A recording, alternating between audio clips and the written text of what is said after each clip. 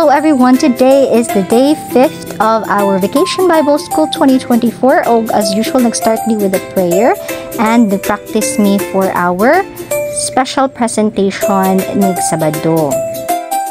After ana, nag-check na dayon ko sa attendance. Nagmauni siya ang mga kinder group with teacher in.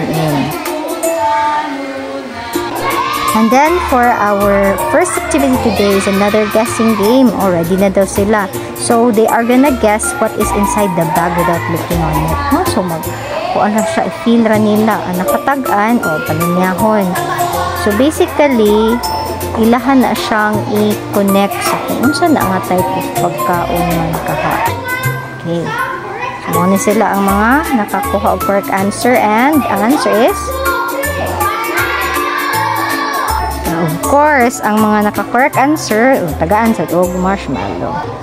So, nag-connect na dayon ta sa atong story today, which is sila Moses and ang mga Israelites kitagaan og pagkaon sa Ginoo nga manna, food of the angels. So, explain unsa ang gisugo sa Ginoo, kada adlaw maulan og manna, magkuha lang og sakto para nila. Ug sa ikaunom nga adlaw sa Friday, dapat magkuha og enough food na makaabot para sa Sabado. After nag-connect na dayon ang pag-discuss sa 10 Commandments, so tagsa-tagsa gid pag-discuss ang kasabot ang mga bata unsa ang naa sa balaod sa Ginoo. Ug dinhi sa di-explain kung unsa ang mahitabo kung dili mo follow sa 10 Commandments, no, asa padulong. Okay, maadto sa impyerno. So grabe, nadlok jud ang mga bata ni mga igsuonan. At this point, ihay na sila og memorize sa 10 Commandments for the recital. 1. You shall have no other God before me. 2. You shall make no idols.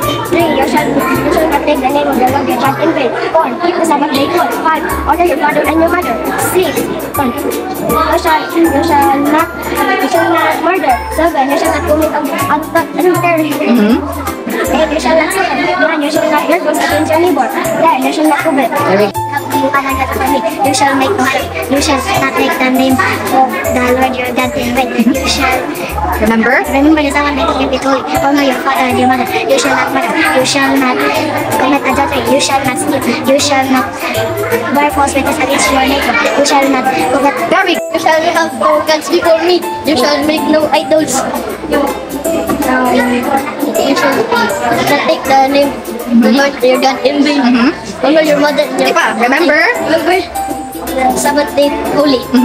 Honor your mother and your father. You shall not murder. You shall not commit adultery. You shall not steal. You shall not bear false witness against your neighbor. You shall not. Very good. You shall have no other gods before me. You shall make no idols. Number 3. You shall not take the name of the Lord your God in vain. So, remember the Sabbath day.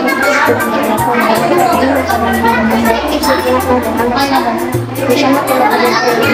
You shall not steal. Number 5. You shall not bear false witness against your neighbor. Number 10. You shall not. You shall have no other God before me. You shall make no idols. You shall not take the name of the Lord your God in vain. Keep the Sabbath day holy. Honor your father and your mother. You shall not murder. You shall not commit adultery. You shall not steal. You shall not bear false witness against your neighbors. You shall not covet. So, ang mga kinder group nag-coloring activity sabni sila.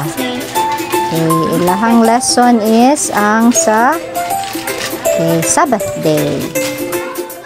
Ang mga juniors nag-drawing and coloring activity sab sila kung unsa ilang mga favorite na food. Okay, ni kamunggay, naapoy uban ng utan, sweets. Okay, so after nila mag-drawing ani, ilahan na dayon nga hibaw-an nga kani silang ubang pagkaunaw ana ni sa langit.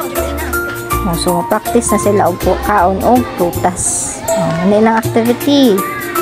Very nice kayo, makapili na ko kinsa ang most artistic nila.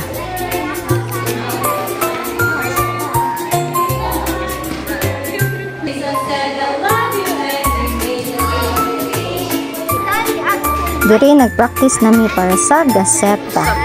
Kay kami ang modala sa gaseta karong Sabado.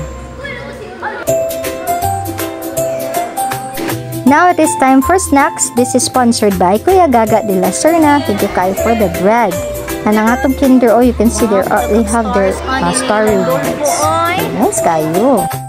O, mao ninyong teacher, si Teacher LV, Teacher In, o yours truly, Teacher IJ. Thank you kayo sa inyong mga pagsuporta o sa inyong prayers. Hapit na jud mahuman ang Vacation Bible School 2024. To God be the glory.